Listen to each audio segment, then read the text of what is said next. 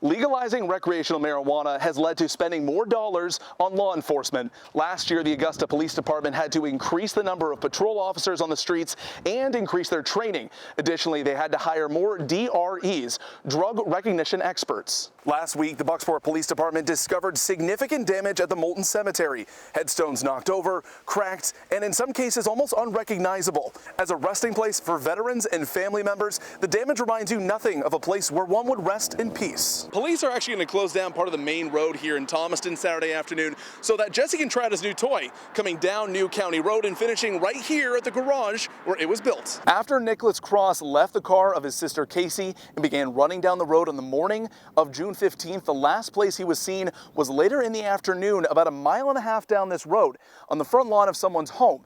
Now, the homeowner happened to see Cross and then called 911. For 20 years, we've been asking, where were you on 9/11? 20 years is a long time. Not everybody has a story or was even born yet.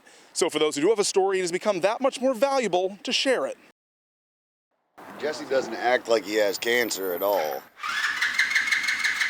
He doesn't act different. You would never know when you first meet him that he's been going through this. 9-year-old Jesse Ritchie is full of life, even though he's battled leukemia for the past 18 months. He and his family met the owners of RT Cycles in Thomaston over the summer at a local campground. Jesse fell in love with the motorcycles they rode, so the guys thought, what if we made him his own?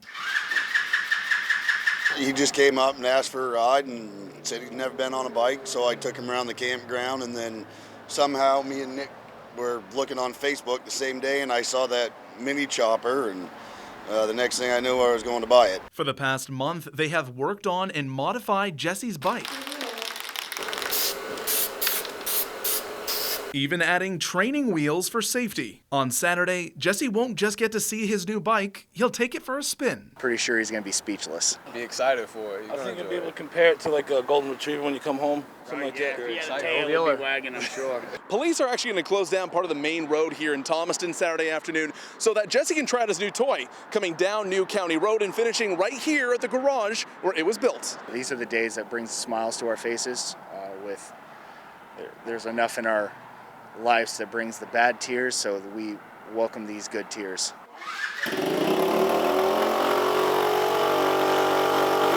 Making a dream come true.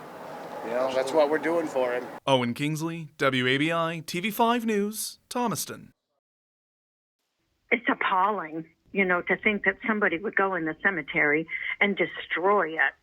Last week, the Bucksport Police Department discovered significant damage at the Moulton Cemetery. Headstones knocked over, cracked, and in some cases almost unrecognizable. As a resting place for veterans and family members, the damage reminds you nothing of a place where one would rest in peace. I think it's shameful that anybody could stoop to that level to destroy the gravestones of anyone. Police say every single headstone in the cemetery was tampered or vandalized in some way. And while they are investigating, the cemetery is in a remote part of town. This individual had pretty easy access to the cemetery without anyone in very close range.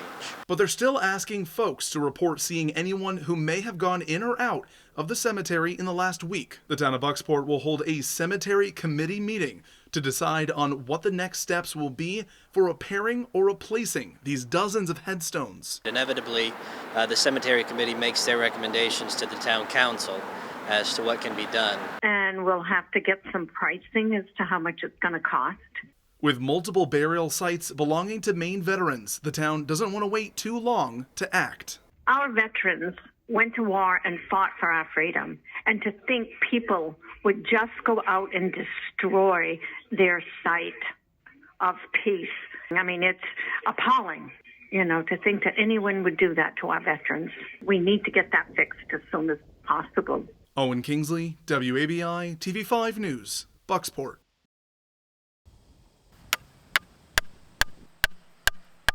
Measure the distance, punch the hole, plant the flag.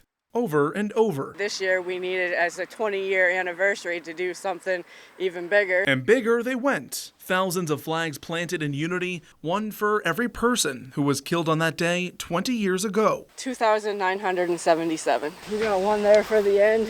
Yep. It's just mesmerizing to look at all the flags, to see. I mean, this is only half done. Volunteers are spending the week planting each one of these flags ahead of their special ceremony on Saturday morning. It's awe-inspiring to just sit and look at all the flags. For 20 years, we've been asking, where were you on 9/11? 20 years is a long time. Not everybody has a story or was even born yet.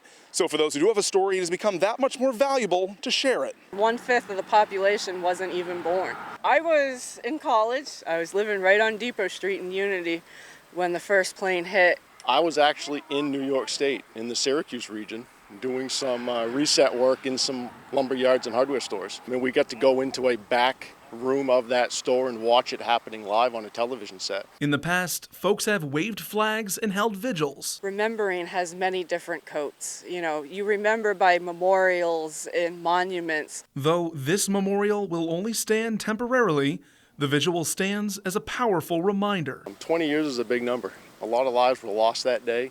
It needs to be remembered. Owen Kingsley, WABI, TV5 News, Unity.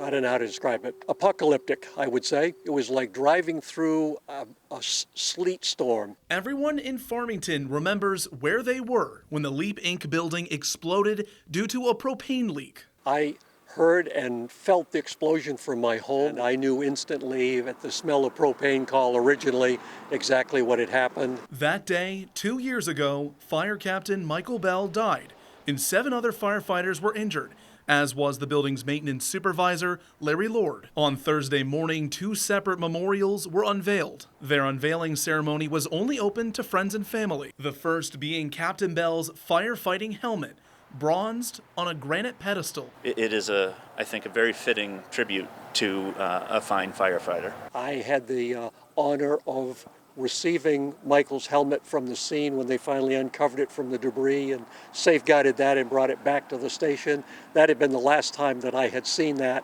until this unveiling. The second memorial is a set of 9 bells in Bjorn Park, across the street from the former Leap building. The project is titled Tribute to Resilience. 1 bell for each person injured that day. Both memorials and their ceremonies hoping to spread a message. Not only remembrance, but a message of hope and healing. I've heard many, many stories today. Humorous, sad, everything in between. In some ways, it's still very fresh. The first year anniversary came so quick and it was still very raw to us. I'm not sure that was the right timing. I think today's tribute helped us heal. Owen Kingsley, WABI, TV5 News, Farmington.